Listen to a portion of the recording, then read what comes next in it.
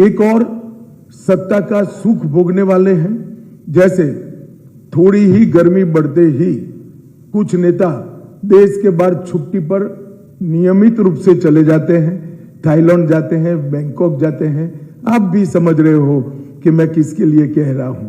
और दूसरी ओर नरेंद्र मोदी जी है, 23 साल से दीपावली के दिन की भी छुट्टी लिए बगैर दीपावली के दिन सरहद पर देश की रक्षा करने वाले जवानों के साथ दीपावली मनाने का काम करते हैं। एक और 10 साल का ट्रैक रिकॉर्ड और 25 साल का एजेंडा है।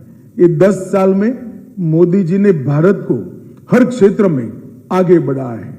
गरीब कल्याण के लिए, गरीबों के विकास के लिए 70 साल के काम को एक और रखे, इतना काम इस 10 साल के अंदर हुआ है।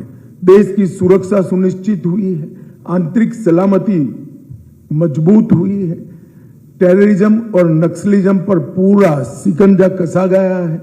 देश का अर्थतंत्र 11वें नंबर से 5वें नंबर पर आया है। डिजिटल इंडिया और स्टार्टअप पूरी दुनिया में चर्चा का मुद्दा बने हुए हैं। हमारी बैंकों का जो खस्ता हाल हमें मनमोहन सिंह देकर गए थे, उसको हमने आगे बढ़ाया है। तो एक और हर क्षेत्र में सफलता प्राप्त करने वाला और देश को आगे बढ़ाने वाला नेतृत्व श्री नरेंद्र मोदी का है।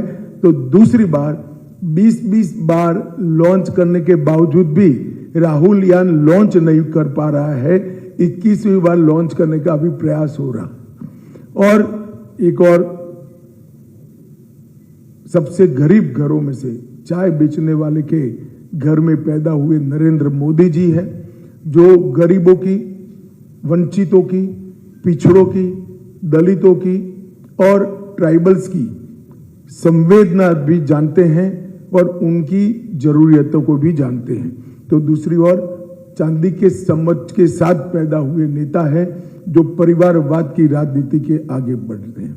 मित्रों, जहां तक सवाल है देश की जनता का, देश की जनता तय कर कर बैठी है कि ये चुनाव नरेंद्र मोदी जी को तीसरी बार प्रधानमंत्री बनाने का चुनाव है।